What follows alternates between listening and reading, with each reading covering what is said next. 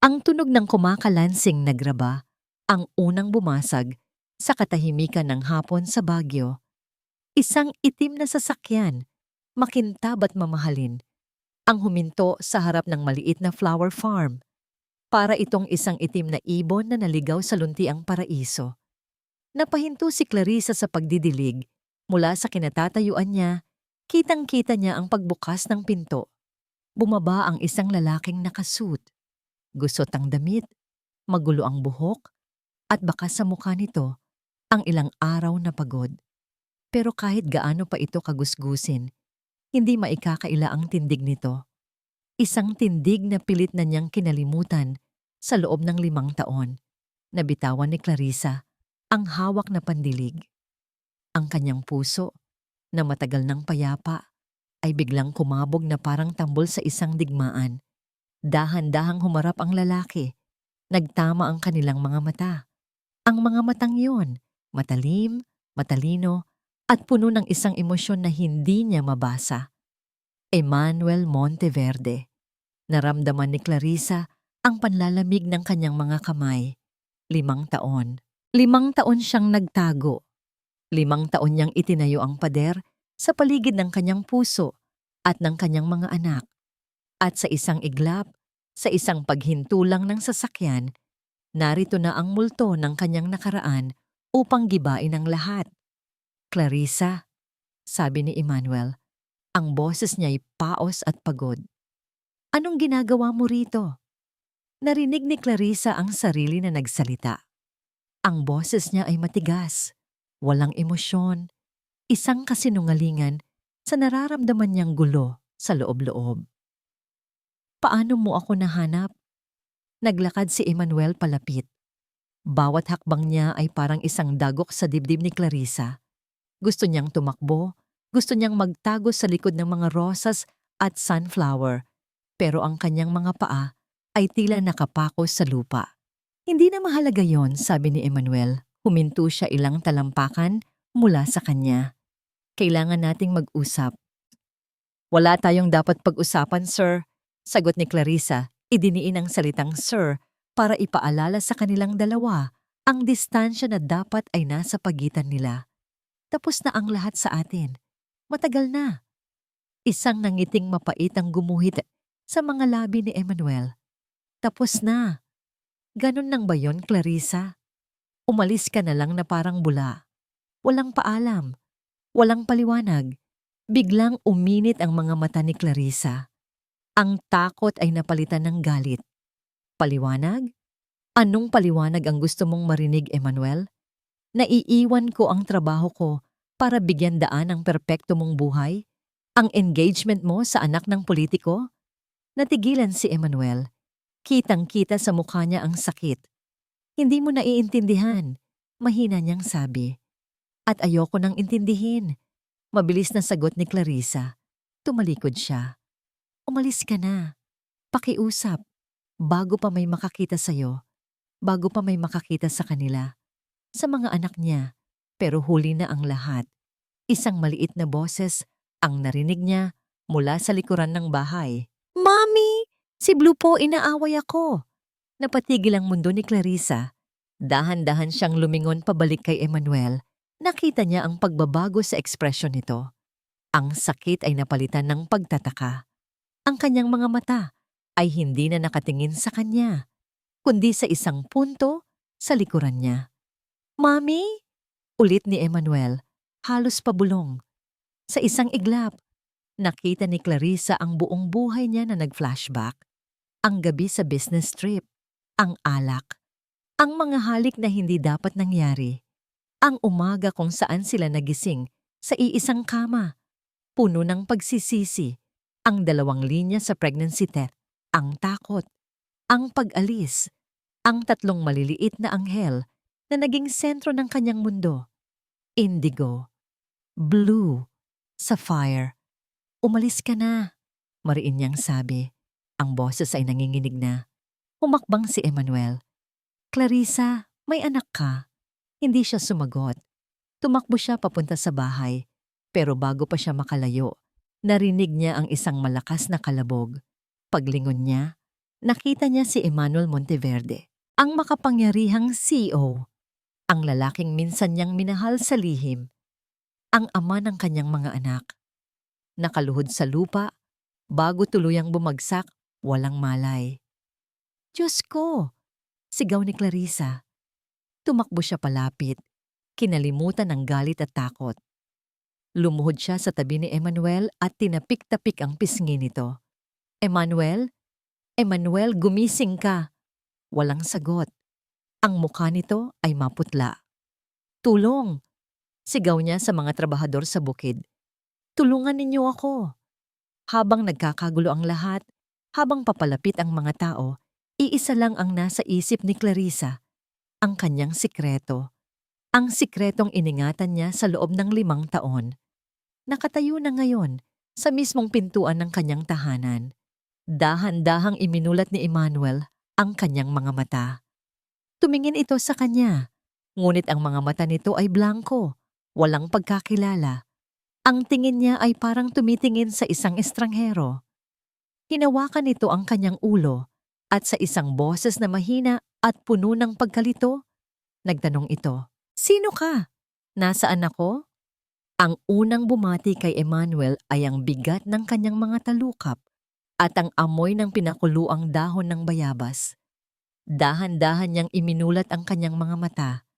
Isang kisaming gawa sa kawayan ang nakita niya, na may mga siwang kung saan sumisilip ang ginintuang sinag ng hapon. Wala siya sa ospital, wala rin siya sa hotel. Isang anino ang humarang sa liwanag. Gising ka na pala. Ang boses na yon. Ang boses na yon ang naging musika sa kanyang mga panaginip at bangungot sa loob ng 5 taon. Tumingin siya sa babaeng nakatayo sa tabi ng kama. Si Clarissa. Ang kanyang Clarissa. Baka sa mukha nito ang pag-aalala, ngunit mayroon ding takot at distansya. Ito na. Oras na para simulan ng palabas. Sinubukan niyang bumangon at umarte siyang napahawak sa kanyang ulo. Are, anong nangyari? Nakita niya ang pag-aalinlangan sa mga mata ni Clarissa. Nawalan ka ng malay sa labas. Dinala ka namin dito sa loob. Tumingin si Emmanuel sa paligid ng maliit na silid. Simpleng kama, isang lumang aparador, at isang bintanang nakatanaw sa isang hardin ng mga bulaklak. Simple, payapa. Ang kumpletong kabaligtaran ng kanyang buhay sa Maynila. Sino ka? Tanong niya.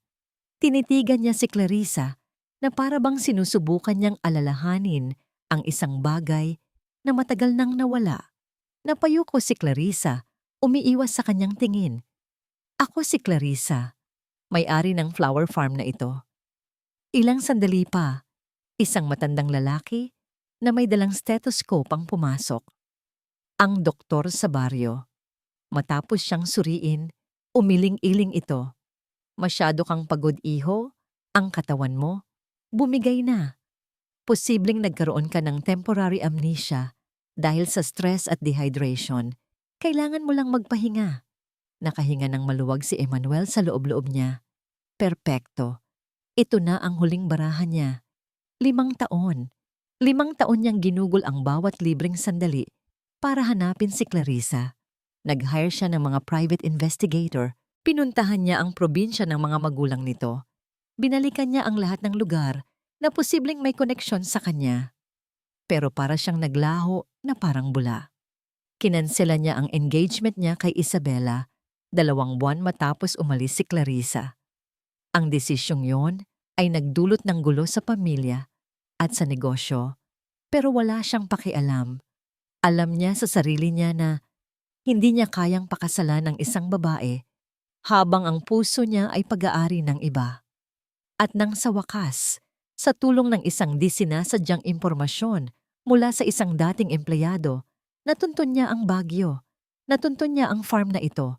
Alam niyang hindi niya maaaring basta-basta lapitan si Clarissa. Itataboy lang siya nito, tulad ng ginawa nito kanina. Kaya binuo niya ang desperadong planong ito. Ang magkunwaring walang maalala. Ito lang ang tanging paraan para manatili sa tabi niya. para malaman kung bakit ito umalis, para muling makuha ang tiwala nito. Hindi ko alam kung saan ako pupunta, sabi ni Emmanuel sa doktor. Ngunit ang mga mata niya ay nakatingin kay Clarissa. Ang kanyang boses ay puno ng pinaghalong lungkot at pagkalito. Wala, wala akong maalala. Nakita niya ang awa sa mukha ni Clarissa. Ang kabutihan ng puso nito, ang kahinaan at kalakasan nito. At sa pagkakataong ito, iyon ang kakapitan niya. Isang matandang babae ang biglang pumasok sa silid. Payat ito, at ang mga matay matalas na parang sa isang agila. Clarissa, anong sabi ng doktor? Makakaalis na ba yan? Dagdag gastos lang yan dito. Tia Lorna, sawi ni Clarissa, huwag po kayong magsalita ng ganyan. Bakit hindi? Giit ng matanda. Tinitigan siya mula ulo hanggang paa. May itsura nga, pero mukhang walang pera. Patingin ng wallet niyan. Dito na pumasok ang 3 maliliit na bata. Sumisilip mula sa likod ng kanilang ina. At sa sandaling iyon, nakalimutan ni Emmanuel ang kanyang pagkukunwari. Nakalimutan niya ang lahat. Nakita niya ang 3 maliliit na anghel. Isang batang lalaki na may seryosong mukha, isang batang babae na may malalaking mata at mahabang pilik mata, at isa pang batang lalaki na may ngiting nakakasilaw. Indigo, blue, sapphire. Narinig niya ang mga pangalan nila kanina. At ang batang lalaki sa gitna, si Blue. Ang mga mata nito, para siyang tumitingin sa sarili niyang salamin sa isang bersyon niya na bumalik sa pagkabata. Ang parehong hugis ng mata, ang parehong kulay ng abong mga mata na namana niya sa kanyang ama. Isang matinding emosyon ang bumalot sa puso ni Emmanuel. Isang halo ng di maipaliwanag na saya at matinding kirot. Mga anak ko. Ito ang mga anak ko. Naramdaman niya ang pangingilid ng kanyang mga luha. Agad siyang yumuko at nagkunwaring nahihilo. Hindi. Hindi siya pwedeng magpahalata. Hindi pa ngayon. Sige na tiya, hayaan niyo na muna siyang magpahinga rito. Narinig niyang sabi ni Clarissa. Ako na ang bahala. Kawawa naman kung palalabasin natin sa ganitong estado. Umirap lang si Tia Lorna bago lumabas ng silid. Naiwan silang dalawa ni Clarissa. Ang hangin ay napuno ng mga salitang hindi mabi. Lumapit si Clarissa at inayos ang kumot niya. Ang simpleng pagdampi ng kamay nito sa braso niya ay nagpadala ng kuryente sa buo niyang katawan. Magpahinga ka na muna. Sabi ni Clarissa, halatang hindi alam kung ano ang itatawag sa kanya. Eman, sabi niya. Pakiramdam ko. Eman ang pangalan ko. Isang pinaikling bersyon, isang bagong simula. Tumango si Clarissa at walang imik na lumabas ng kwarto, isinara ang pinto ng marahan. Naiwan si Emmanuel sa katahimikan, pinakikinggan ang papalakas na tibok ng kanyang puso. Nagsimula na ang kanyang kasinungalingan. Isang kasinungalingang puno ng panganib, pero puno rin ng pag-asa. Nang gumabi, tahimik siyang bumangon. Maingat siyang naglakad palabas ng silid. Ang buong bahay ay tahimik na, maliban sa tunog ng mga kuliglig sa labas. Huminto siya sa tapat ng isa pang silid. Bahagyang nakabukas ang pinto. Sumilip siya at nakita niya si Clarissa. Nakaupo sa sahig, yakap-yakap ang 3 natutulog na bata. At sa liwanag ng buwan na tumatama sa bintana. Narinig ni Emmanuel ang isang tunog na dumurog sa kanyang puso. Isang mahinang paghikbi. Umiiyak si Clarissa ng tahimik. Ang mga balikat ay nanginginig. Napatayo si Emmanuel sa labas ng pinto. Ang mga kamay ay nakakuyom sa kanyang tagiliran. Bawat hikbi nito ay parang isang suntok sa kanyang dibdib. Dahil sa kanya. Umiiyak ito dahil sa kanya. Ang kasinungalingan bang ito ang magiging tulay pabalik sa kanya? O ito ba ang magiging pader na tuluyang maghihiwalay sa kanila magpakailanman? Lumipas ang ilang araw na parang isang kakatwang panaginip. Ang lalaking minsang naging sentro ng kanyang mga pangarap sa gabi at dahilan ng kanyang pagtakas sa umaga ay naging isang anino na sa kanyang sariling tahanan. Tinawag nilang lahat siyang Eman, isang pangalan na kasing simple ng buhay na sinubukan niyang ibigay sa mga anak niya. Sa umaga, sinusubukan ni Eman na tumulong sa farm. Isang umaga, nakita siya ni Clarissa na pilit inaayos ang isang nasirang bakod. Si Emmanuel Monteverde, ang CEO na sanay mag-utos sa daan-daang empleyado, ay hindi marunong gumamit ng martilyo. Bawat pukpok niya sa pako ay mintis. Puno na ng putik ang kanyang mamahaling pantalon. Napailing na lang si Clarissa habang pinapanood siya mula sa bintana ng kusina. Isang minuto, naiinis siya sa presensya nito. Sa susunod, nahuhuli niya ang sariling napapangiti. "Mommy, look! Sir Eman is funny!" Sigaw ni Sapphire mula sa labas at narinig niya ang hagigikan ng 3 anak niya. Sir Eman, kahit ang mga anak niya ay naramdaman ang aura ng lalaking ito, ngunit ang pagiging clumsy niya sa trabaho ay kabaligtaran ng pagiging natural niya sa mga bata. Tila may isang magnet sa pagkatao ni Eman na humahatak sa kanyang 3 anghel palapit. At iyon ang kinatatakutan ni Clarissa higit sa lahat. Isang hapon, habang naglalaro ang mga bata, nadapa si Sapphire. Umiyak ito ng malakas, hindi dahil sa sakit, kundi dahil sa gulat. Bago pa man makalapit si Clarissa, si Eman na ang unang dumating. Dahan-dahan nitong binuhat si Sapphire. Hindi niya ito sinabihang, "Tahan na," o "Okay lang yan." Sa halip, ibinaba niya ang kanyang boses at bumulong.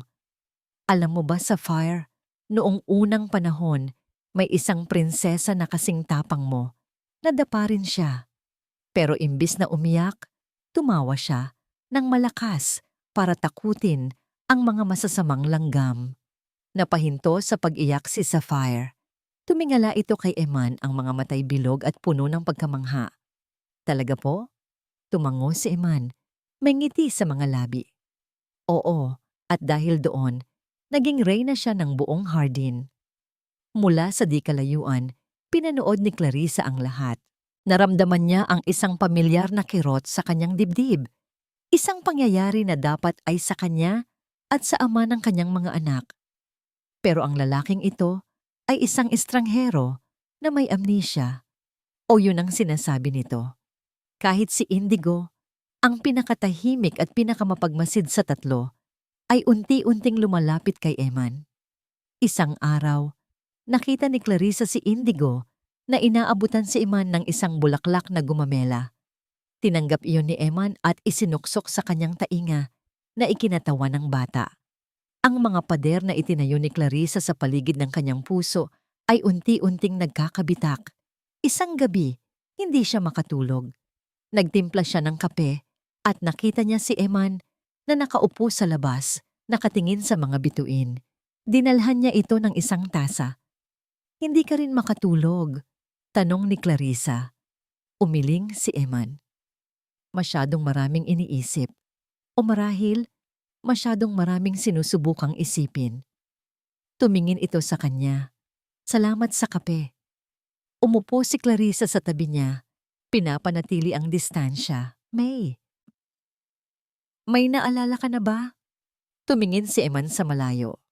"Mga anino lang. Mga pira-pirasong alaala na hindi ko mabuo. Pero alam mo, sa kabila ng lahat." Tumingin itong muli sa kanya at sa dilim, nakita ni Clarissa ang sinseridad sa mga mata nito. "Masaya ako dito, Clarissa. Payapa." Ang paraan ng pagbigkas niya sa kanyang pangalan ay nagdulot ng kakaibang kaba sa kanyang dibdib. "Bakit ka umalis sa Maynila?" biglang tanong ni Eman. "Kung sino man ako dati, pakiramdam ko, konektado ako sa'yo. Bakit ka lumayo?" Napatayo si Clarissa. Masyado na itong malapit sa katotohanan. "Hindi na mahalaga yon. Matulog ka na. Maaga pa tayo bukas." Mabilis siyang pumasok sa loob. Iniwan si Eman sa malamig na gabi. Ngunit habang nakahiga siya sa kama, iniisip niya ang tanong nito, ang sinseridad nito, ang kabaitan nito sa mga anak niya. Posible kayang nagbago na siya? Posible kayang hindi na siya ang Emmanuel Monteverde na iniwan niya? Kinabukasan, habang pinapanood niya si Eman na nakikipaghabulan sa kanyang 3 anak sa gitna ng mga bulaklak, isang maliit na ngiti ang sumilay sa kanyang labi. Sa isang sandali, nakalimutan niya ang lahat. Nakalimutan niya ang nakaraan. Nakita lang niya ang isang masayang pamilya. Isang boses ang bumasag sa kanyang panaginip mula sa kanyang likuran. "Ang saya mo yata," sabi ni Tia Lorna. Ang boses ay may bahid ng panuno. Napawi ang nangiti ni Clarissa. "Huwag kang masyadong pakasisiguro sa lalaking yan, Clarissa." Patuloy ng matanda. Ang mga matay nakatutok kay Eman at sa mga bata. "Hindi mo alam ang pinanggalingan niyan." "Tia, tumigil na po kayo," mahinang sabi ni Clarissa. Ngumisi si Tia Lorna. "Ako? Bakit ako titigil? Ikaw ang dapat mag-isip. Hindi ka ba nagtataka?" Lumapit ito at bumulong. "Tingnan mo si Blue. Ngayon, tingnan mo ang mga mata ng lalaking yan." Napatingin si Clarissa. Si Blue ay tumatawa habang buhat-buhat ni Eman. At sa sandaling iyon, sa ilalim ng sikat ng araw, nakita niya ito. Ang parehong hugis, ang parehong kulay, ang parehong kislap, ang mga mata ni Emmanuel Monteverde at ang mga mata ng kanyang anak. Parang magkaharap lang sila sa salamin. Dugtong ni Tia Lorna na may halong lason sa boses. Naramdaman ni Clarissa ang panlalamig na gumapang mula sa kanyang mga paa, paakyat sa kanyang buong katawan. Ang katotohanang pilit niyang itinatago ay sumasampal sa kanya ng harapan. Bawat araw na lumilipas, ang katotohanan ay lalong sumasampal sa mukha ni Emmanuel. Hindi na niya kailangan ng DNA test. Nakikita niya ito sa paraan ng pagkunot ng noo ni Indigo kapag seryoso itong nagdo-drawing. Gawing-gawin niya iyon kapag nasa board meeting. Nakikita niya ito sa ngiti ni Sapphire na kayang sindihan ang buong silid. Ngiti na, sabi ng kanyang ina, ay namana niya rito. At higit sa lahat, nakikita niya ito sa mga mata ni Blue. Mga matang tila salamin ng sarili niyang kaluluwa. "Mga anak ko."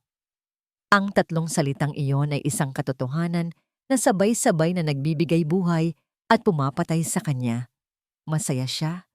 Isang uri ng kaligayahan na hindi niya kailanman naramdaman sa buong buhay niya. Ngunit kasabay nito ang sakit. Sakit para sa 5 taon na nawala sa kanya.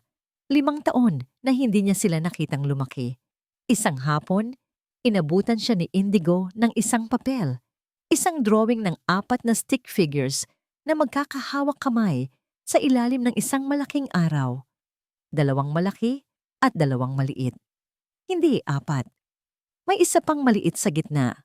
3 bata, isang babae at isang lalaki. "This is me, Sapphire, Kuya Blue, Mommy, and you, Sir Eman," mahinang sabi ng bata.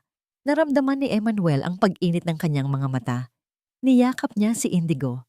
Ang simpleng drawing na yon ay mas mahalaga pa kaysa sa lahat ng kontratang napirmahan niya. Ngunit ang kaligayahang ito ay may kasamang mabigat na pag-aalala. Nakikita niya ang pagod sa mga mata ni Clarissa. Ang mga kunot sa noo nito tuwing tinitingnan ang mga libro ng farm. Naririnig niya ang mga bulong-bulungan ng mga trabahador tungkol sa mga order na nakakansela at mga supplier na biglang nagmamahal. Hindi niya ito matitiis.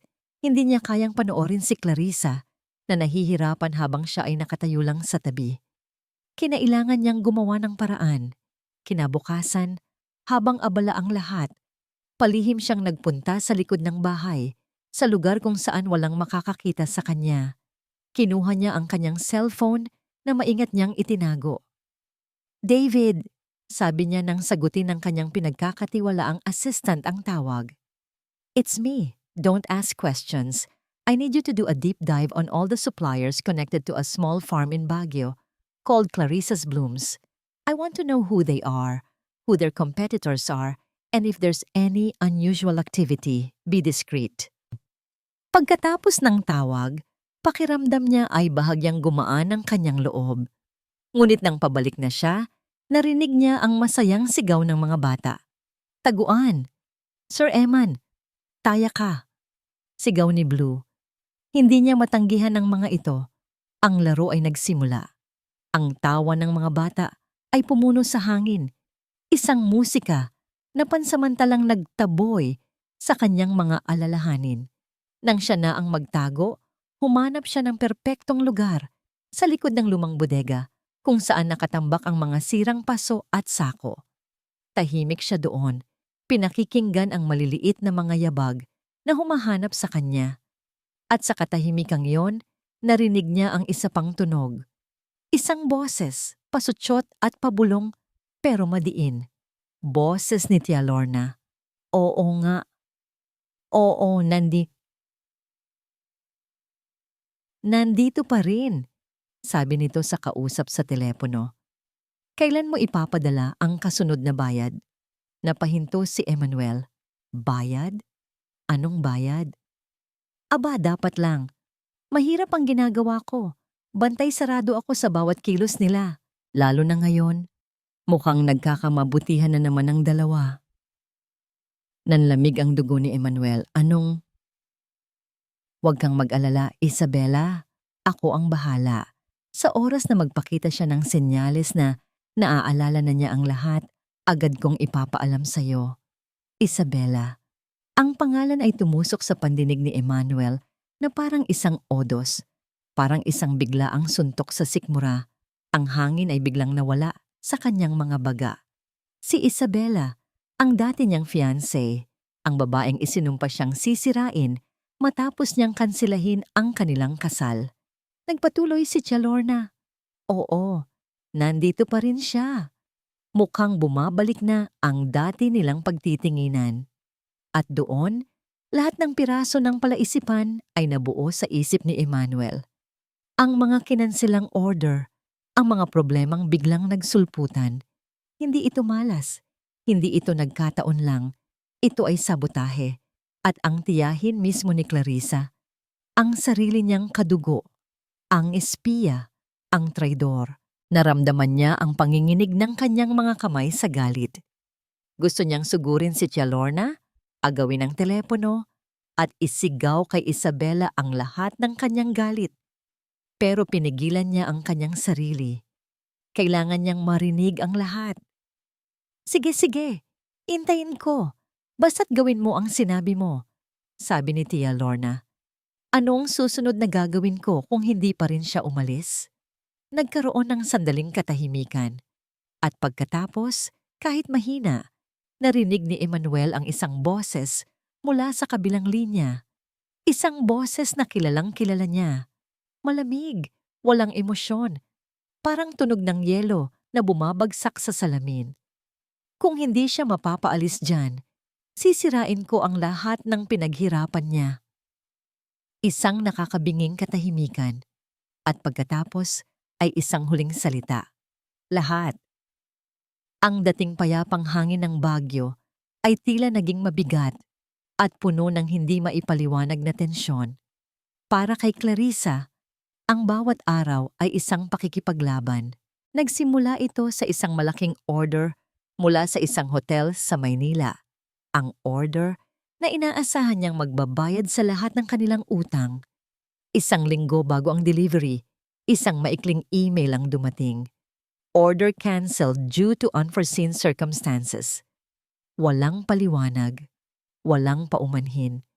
Pagkatapos noon, sunod-sunod na. Ang dati nilang supplier ng pataba ay biglang nagtaas ng presyo ng doble. Ang dalawa sa kanyang pinakamahuhusay na trabahador ay biglang nag-resign dahil may mas magandang offer daw sa kabilang farm. Pakiramdam ni Clarissa ay sinasakal siya ng dahan-dahan. May isang bagay na mali. Hindi ito normal na kamalasan sa negosyo. Pakiramdam niya ay may isang hindi nakikitang kamay na pilit sumisira sa lahat ng kanyang pinaghirapan. Kasalanan niya ng lalaking yan, sabi ni Tia Lorna, isang gabi, habang naghahapunan sila. Mula nang dumating yan dito, puro kamalasan na ang nangyari. Baka may dalang sumpa yan. Tia, pakiusap, mahinang sabi ni Clarissa. pagod na sa paulit-ulit na panunumbat. Anong gusto niyong sabihin, ma'am? Tanong ni Eman. Ang boses ay kalmado ngunit may diin. Na ako ang dahilan ng lahat ng ito? Bakit hindi? Sagot ng matanda. Sino ka ba talaga? Isa kang estranghero na walang maalala. Baka naman may tinatakasan ka? Baka may mga kaaway kang humahabol sa'yo at nadadamay lang kami. Sa gitna ng lahat ng kaguluhang ito, si Eman ang naging hindi inaasahang haligi ni Clarissa. Sa kabila ng pagiging walang alam, may mga sandaling nakikita niya ang anino ng dating Emmanuel Monteverde. Isang gabi, habang gulong-gulo ang isip niya sa mga bill na kailangan niyang bayaran, lumapit si Eman sa kanya. Tiningnan nito ang mga papel na nakakalat sa mesa. Bakit hindi mo subukang ibenta online? Biglang sabi ni Eman. Direkta sa mga customer, gumawa ka ng social media page, mag-post ka ng magagandang litrato. Pwede kang mag-offer ng Build Your Own Bouquet promo. Mas mataas ang profit margin at mababawasan ang dependency mo sa malalaking kliyente. Napatingin si Clarissa sa kanya, puno ng pagtataka. Profit margin, dependency, social media marketing. Ito ba ang mga salitang lumalabas sa bibig ng isang taong may amnesia? Ang mga ideya niya ay matatalino at praktikal. Mga ideya ng isang bihasang negosyante. Saan mo nakuha ang mga ideyang yan? Tanong ni Clarissa. Ang kanyang boses ay halos pabulungi. Nag-iwas ng tingin si Eman at kinamot ang kanyang batok. Hindi ko alam. Pumasok lang bigla sa isip ko. Isang ngingiting alanganin ang lumabas sa kanyang mga labi. Baka marketing agent ako dati? Hindi kumbinsido si Clarissa. Ang pagdududa na matagal nang natutulog sa kanyang isipan ay muling nagising. Ang mga mata nilang magkahawig ni Blue. Ang mga salitang pangnegosyo. Ang biglaang pagdating niya. Lahat ay tila mga piraso ng isang palaisipang hindi niya mabuo. Sino ka ba talaga, Eman? Ano ang tunay mong pakay dito? Ang pagdududa niya ay umabot sa sukdulan isang gabi. Hating gabi na at hindi na naman siya makatulog. Bumangon siya para uminom ng tubig. Habang papalapit siya sa kusina, narinig niya ang isang boses. Mahina, pero malinaw. Boses ni Eman. Dahan-dahan siyang sumilip mula sa pader. Nakita niya si Eman sa labas ng bahay, malapit sa bintana, may hawak na cellphone. Nakatalikod ito, pero sapat na ang liwanag ng buwan para makita ang tensyon sa kanyang mga balikat. No, I need it done faster, David. Narinig niyang sabi ni Eman. Ang boses niya ay iba. Walang bakas ng pagkalito o kabaitan. Ito ay boses na puno ng awtoridad. Boses ng isang CEO at nagsasalita siya sa Ingles. I don't care about the cost. Find out who is behind this smear campaign. I want a name. And I want it by tomorrow. Napatakip si Clarissa sa kanyang bibig para pigilan ang isang pagsinghap. David, ang pangalan ng assistant ni Emmanuel sa Monteverde Corp. Ang lahat ay isang kasinungalingan. Ang amnesia, ang pagiging Eman, lahat. Dahan-dahang tumalikod si Eman na para bang may naramdaman siya. At sa sandaling iyon, nagtama ang kanilang mga mata sa dilim. Ang gulat sa mukha ni Eman ay hindi maikakaila. Ang pagkukunwari ay natapos na. Si Clarissa, sa kabilang banda, ay nakatayo lang doon, hindi makagalaw. Ang puso niya ay parang pinipiga. Ang sakit ng katotohanan ay mas matindi pa kaysa sa lahat ng kasinungalingang kanyang pinaniwalaan. Hindi siya biktima ng amnesia, isa siyang manloloko. Ang katahimikan sa pagitan nilang dalawa ay mas mabigat pa kaysa sa pinakamatinding sigawan. Clarissa! Nagsimulang magpaliwanag si Emmanuel, ibinaba ang kanyang cellphone. Ang pangalang Eman ay tila naglaho na sa hangin, kasama ng lahat ng kanyang pagkukunwari. Magpapaliwanag ako, ngunit umiling si Clarissa, Isang ngiting mapait ang gumuhit sa kanyang mga labi. Paliwanag? Anong paliwanag pa, Emmanuel? Naniloko mo ako? Naniloko mo ang lahat, pati na ang mga anak ko? Ginawa ko to para makalapit sa'yo, sabi ni Emmanuel. Humakbang siya palapit. Alam kong itataboy mo ako. Ito lang ang naisip kong paraan. Isang kasinungalingan, mariing sabi ni Clarissa. Umatras siya. Iyon ang paraan mo? Magsinungaling. Ang bawat salita ay may bahid ng sakit at pagkadismaya. Umalis ka. Bukas ng umaga. Gusto kong umalis ka na dito. Tumalikod siya at mabilis na pumasok sa kanyang silid, nilak ang pinto. Hindi niya pinakinggan ang mga katok at pakiusap ni Emmanuel. Buong gabi, hindi siya natulog. Niyakap lang niya ang kanyang mga anak at umiyak ng walang tunog. Kinabukasan, gaya ng inaasahan, umalis si Emmanuel bago pa man sumikat ang araw. Ngunit ang pag-alis niya ay hindi nagdulot ng kapayapaan kay Clarissa. Sa halip, ito ang naging simula ng pinakamasamang bangungot. Ang tsismis na sinimulan ni Isabela na pinalakas ng pera at koneksyon ay kumalat na parang apoy. Ang mga bulaklak sa Clarissa's blooms may nakalalasong pesticide. Isang umaga, dumating ang mga opisyal mula sa Municipal Agriculture Office. May nag-report daw, kinailangan nilang isara pansamantala ang farm habang nagsasagawa ng investigasyon. Iyon na ang huling dagok. Ang mga natitirang kliyente ay tumawag, galit na galit. Ang mga trabahador na ilang linggo nang hindi napapasweldo ay isa-isang nagpaalam. Maging ang mga kapitbahay na dati palangiti sa kanya ay ngayoy tinitingnan siya na may pagdududa. Ang farm, na dati puno ng buhay at kulay, ay naging isang tahimik na sementeryo ng mga pangarap.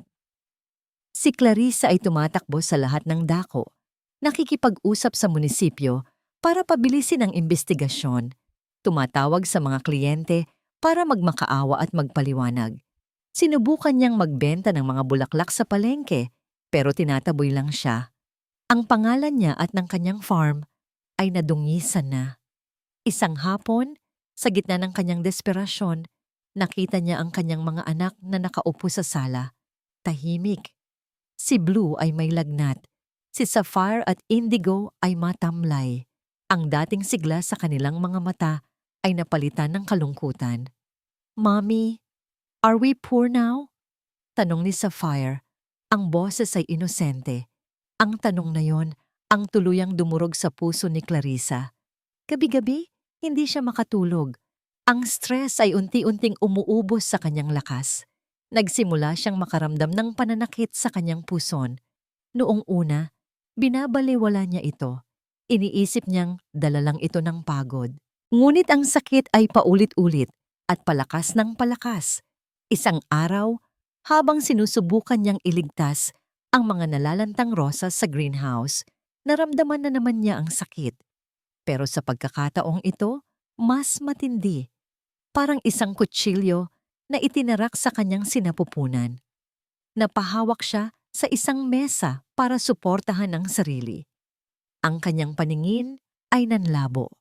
Ang mga kulay ng bulaklak sa paligid niya ay naghalo, halo. Naramdaman niya ang pagdaloy ng malamig na pawis sa kanyang noo. Sumigaw siya, ngunit walang boses na lumabas. Ang huling nakita niya bago siya lamunin ng dilim ay ang imahe ng kanyang tatlong anak. Ang kanilang mga mukha, ang kanilang mga ngiti. At sa huling sandali ng kanyang kamalayan, isang pangalan ang pumasok sa kanyang isip. Emmanuel. Pagkatapos, lahat ay naging itim. Ang unang nagparehistro sa kamalayan ni Clarissa ay ang pamilyar na amoy ng antiseptic at ang mahinang tunog ng isang makinang tumitibok ng may regularidad. Dahan-dahan niyang iminulat ang kanyang mga mata. Puti. Lahat ay puti.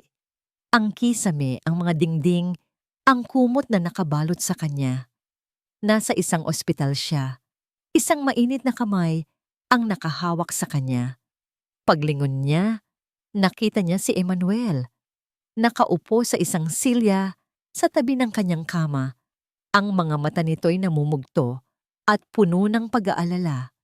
Ang gusot sa kanyang damit ay mas malala pa kaysa noong una niya itong makita. Halatang hindi ito natulog. Emmanuel, gusal niya. Ang boses niya'y tuyo at mahina. Tumayo agad si Emmanuel at lumapit sa kanya. Clarissa, salamat sa Diyos. Gising ka na. Hinaplos nito ang kanyang buhok. Huwag kang mag-alala. Okay ang mga bata. Kasama sila ng assistant ko sa isang hotel, dito lang sa malapit. Sinubukan niyang bumangon, ngunit isang matinding kirot sa kanyang puson ang pumigil sa kanya. Huwag ka munang gumalaw, sabi ni Emmanuel. Nawalan ka ng malay sa farm. Dinala ka agad dito ng mga natitirang trabahador. Ang mga alaala ay bumalik sa kanya na parang isang malakas na alon. Ang farm, ang mga utang, ang tsismis, ang sakit, ang farm. Huwag mo munang isipin yon ngayon. Putol ni Emmanuel, ang boses ay malumanay. Ang mahalaga, magpagaling ka. Sa mga sumunod na araw, si Clarissa ay sumailalim sa sunod-sunod na pagsusuri. Blood tests, ultrasounds, CT scan. Bawat test ay nagdaragdag sa takot na gumagapang sa kanyang puso. Si Emmanuel ay hindi umalis sa kanyang tabi. Ito ang nag-aasikaso sa lahat, mula sa pakikipag-usap sa mga doktor hanggang sa pagtiyak na nakakakain siya. Hindi na sila nag-usap tungkol sa kasinungalingan. Sa ngayon, ang tanging mahalaga ay ang kanyang kalusugan. Sa kabila ng galit na dapat sana'y nararamdaman niya, ang presensya ni Emmanuel ay nagbibigay sa kanya ng isang uri ng kalmado na hindi niya inaasahan. Isang hapon, pumasok ang isang doktor sa kanyang silid. Isang babaeng nasa mid-40s, may seryosong muka at mabait na mga matadra. Santos, isang oncologist. Mrs. Monteverde, simula ng doktora bago itinuwid ang sarili. Miss Santos, Clarissa, pwede ba tayong mag-usap sa opisina ko? Ikaw lang. Ang puso ni Clarissa ay nagsimulang kumabog ng mabilis. Tumingin siya kay Emmanuel na tumangulang bilang pagsang-ayon kahit nakitang-kita sa mukha nito ang pag-aalala. Sa loob ng maliit at malamig na opisina, umupo si Clarissa sa tapat ng mesa ni Dr. Santos. Ang bawat segundo ng katahimikan ay parang isang oras. Clarissa, nagsimula ang doktora sa isang malumanay na tono. Nakita na namin ang resulta ng lahat ng tests mo, ang mga scan at ang biopsy. Humigpit ang kapit ni Clarissa sa kanyang mga kamay na nasa ibabaw ng kanyang kandungan. May nakita kaming mass sa iyong uterus at base sa resulta ng biopsy, I'm so sorry to tell you this, Clarissa. It's malignant. Malignant. Ang salitang yon ay umaling-awngaw sa loob ng silid, umaling-awngaw sa loob ng kanyang isipan. Ano? Ano pong ibig sabihin nun? Tanong niya. Kahit na alam na niya ang sagot, tumingin sa kanya ang doktora nang may buong habag. Mayroon kang uterine cancer. Cancer. Ang mundo ni Clarissa ay gumuho. Ang lahat ng tunog ay nawala. Napalitan ng isang malakas na ugong sa kanyang mga tainga. Ang mga salita ng doktora tungkol sa stage, treatment options, at chemotherapy ay naging mga ingay na lang na wala ng kahulugan. Isa lang ang malinaw sa kanyang isipan. Mamatay na ba ako? Paano ang mga anak ko? Paano si Indigo, Blue at Sapphire? Sino ang mag-aalaga sa kanila? Hindi niya namalayan ang mga luhang dumadaloy sa kanyang pisngi. Hindi niya namalayan kung paano siya nakabalik sa kanyang silid. Pagbukas niya ng pinto, nakita niya si Emmanuel na agad tumayo. Ang mukha ay puno ng tanong at takot. Nang makita nito ang kanyang mga luha, hindi na ito nagtanong.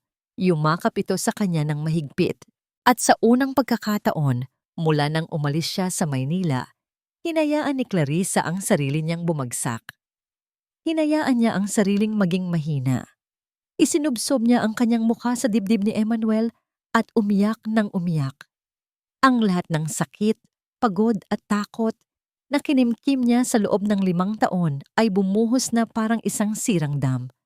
Nawala na ang farm, nawala na ang kanyang ipon, at ngayon, pati ang kanyang kalusugan, ang kanyang buhay. Naramdaman niya ang panginginig ng mga balikat ni Emmanuel habang yakap siya nito. Umiiyak din ito. Sa sandaling iyon, sa gitna ng kanilang kalungkutan, nawala ang lahat ng pader sa pagitan nila. Walang CEO, walang sekretarya, walang kasinungalingan. 2 tao lang na nasasaktan, magkayakap sa gitna ng isang bagyo. Habang humihikbi siya, inangat ni Emmanuel ang kanyang mukha. Pinunasan nito ang kanyang mga luha. "Hindi kita iiwan, Clarissa," sabi nito. Ang boses ay basag, ngunit puno ng determinasyon. Lahat ng pagkukunwari ay natapos na. Tinitigan siya nito sa mata. Ang lalaking minahal niya at ang lalaking niloko siya. "Ako si Emmanuel at hindi kita pababayaan. Kahit anong mangyari." Ang salitang cancer ay nagbago sa lahat.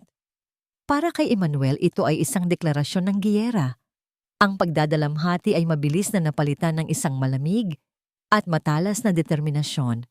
Wala nang Eman na nag-aalangan. Ang bumalik ay si Emmanuel Monteverde, ang CEO, ang lalaking kayang paikutin ang mundo para sa kanyang gusto. At ang gusto niya ngayon ay iligtas si Clarissa. Isang tawag lang sa telepono. "I need the best oncologist in St. Luke's. Now. Arrange a helicopter medevac from Baguio. I don't care what it costs." Habang inaasikaso ng kanyang mga tauhan ang paglipat, hinarap ni Emmanuel ang mga ahas sa kanyang paligid. Ang una ay si Tia Lorna na nakita niyang naghihintay sa labas ng silid, nagkukunwaring nag-aalala. "Kamusta na si Clarissa?" tanong ng matanda. May pekeng luha sa gilid ng mga mata. Hindi sumagot si Emmanuel. Sa halip, kinuha niya ang kanyang telepono at pinindot ang play. Isang recording ang umalingaw-ngaw sa tahimik na hallway. Ang boses ni Tia Lorna, malinaw na malinaw. "Huwag kang mag-alala, Isabela. Ako ang bahala." Nanlaki ang mga mata ni Tia Lorna. Ang kulay sa kanyang mukha ay biglang nawala. Saan mo nakuha yan?" "Hindi na yan mahalaga," malamig na sabi ni Emmanuel. "Ilang taon, Tia Lorna? Ilang taon mong pinagtaksilan ang sarili mong pamangkin para sa konting pera? Ang lahat ng paghihirap niya, ang bawat gabing hindi siya makatulog sa pag-aalala, kasama ka sa dahilan. Emmanuel, pakiusap, patawarin mo ako." Nagsimulang magmakaawa ang matanda. "Hindi sa akin ang tawad na kailangan mo," putol ni Emmanuel. Ang boses niya ay walang bahid ng awa. "Hindi lang pera ang ninakaw mo sa kanya. Ninakaw mo ang kapayapaan niya. Umalis ka. At wag ka nang magpapakita sa amin. Kahit kailan." Tumalikod si Tia Lorna, talunan at hiyang-hiya. Ang pangalawang tawag ay mas mahirap, ngunit mas kailangan. Ang numero ng ama ni Isabela, si Senator Reyes. "Senator," simula ni Emmanuel nang sagutin nito ang tawag. "I have a recording of your daughter conspiring with Clarissa's aunt to sabotage a small business. I have bank records. I have a sworn statement from the aunt. This can all go away, Senator. O pwede itong maging pinakamalaking iskandalo sa political career mo. It's your choice." Isang mahabang katahimikan at pagkatapos, isang bugtong hininga ng pagsuko mula sa kabilang linya. "Anong kailangan mo?" "Call off your daughter," mariing sabi ni Emmanuel. "Now." Pagbalik niya sa silid, nakita niya si Clarissa nagising, ang mga matay malungkot ngunit matatag. "Narinig ko ang lahat," mahinang sabi nito. "Pero may mga parte pa rin na hindi ko maintindihan. Emmanuel, pakiusap. Gusto kong malaman ang buong katotohanan." Umupo si Emmanuel sa tabi niya. Hinawakan niya ang kamay nito at nagsimula siyang magkwento.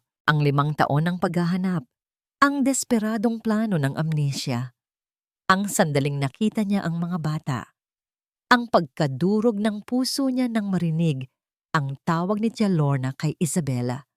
Lahat-lahat, walang bawas, walang pagkukunwari.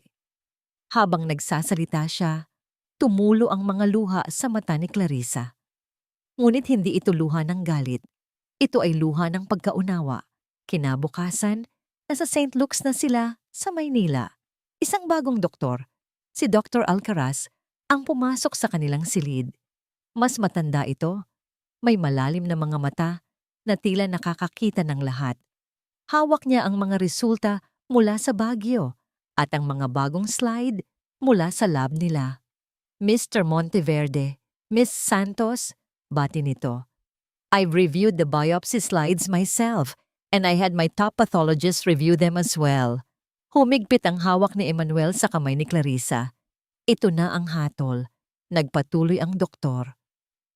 May nakita kaming mass at meron ngang abnormal cell growth.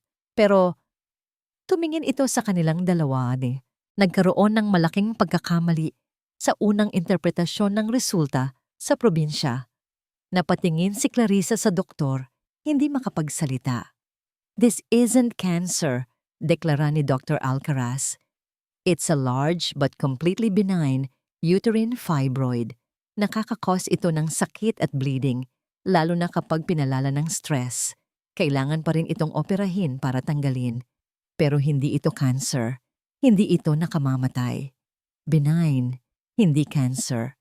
Ang dalawang salitang yon ay bumagsak sa silid na parang isang himala. Sa isang iglap, ang mabigat na belo ng kamatayan na bumabalot sa kanila ay biglang naglaho. Ang takot ay napalitan ng isang emosyon na napakatindi, halos hindi nila kayang hawakan. Pagkaalis ng doktor, nagkatinginan sila ni Emmanuel. At pagkatapos, sabay silang napahikbi. Hindi hikbi ng kalungkutan, kundi ng purong pasasalamat at ginhawa. Niyakap niya si Clarissa ng mahigpit. Naramdaman ang bawat panginginig ng katawan nito. Ang mga luha nila ay naghalo. Naguhuga sa lahat ng sakit at takot ng mga nakaraang araw. Nang sa wakas ay humupa ang kanilang mga emosyon, pinunasan ni Emmanuel ang mga huling luha sa pisngi ni Clarissa. Tinitigan niya ito sa mata. Ang babaeng muntik nang mawala sa kanya, ang ina ng kanyang mga anak, ang bugtong na tinitibok ng kanyang puso. Isang maliit na ngiti ang sumilay sa kanyang mga labi. May isa pa akong kasinungalingan na kailangang ituwid, sabi niya ng mahina. Makalipas ang 2 linggo, bumalik si Clarissa sa Baguio, hindi bilang isang talunang sundalo, kundi bilang isang reyna na nagbabalik sa kanyang kaharian. Ang operasyon ay naging matagumpay.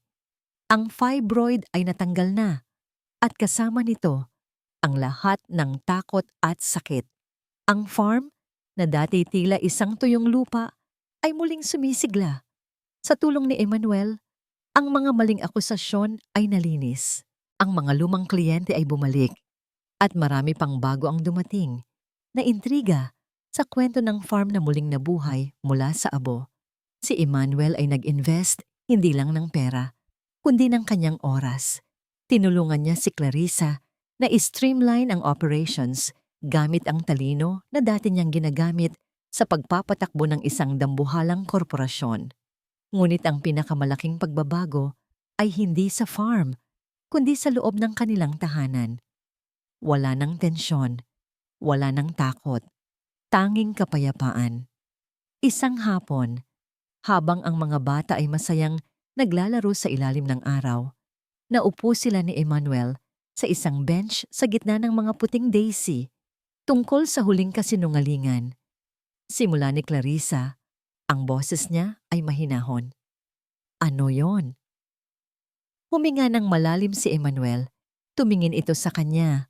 Ang mga mata ay puno ng isang emosyon na mas malalim pa kaysa sa pasasalamat o pagsisisi.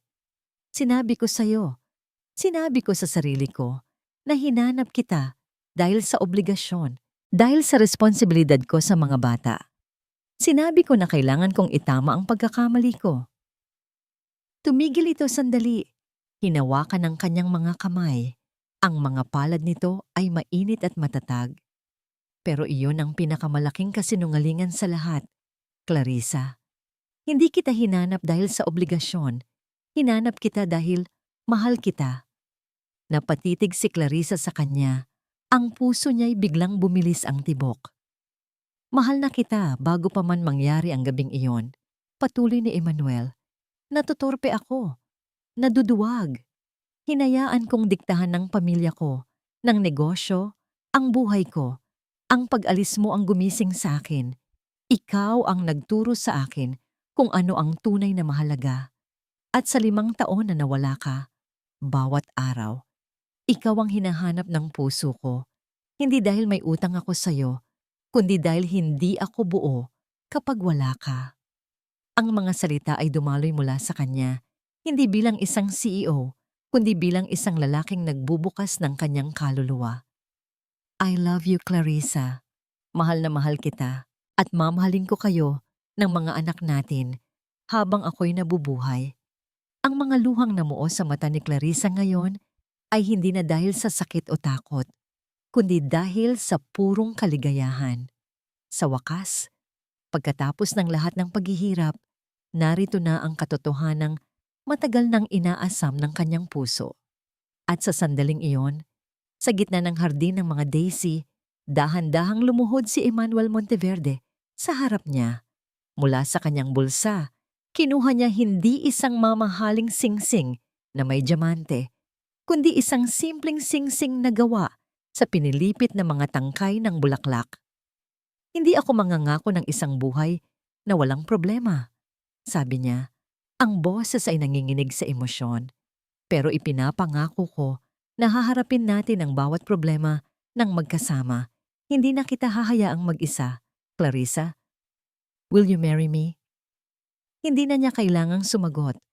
Ang kanyang mga luha at ang matamis niyang ngiti ay sapat na. Tumango siya.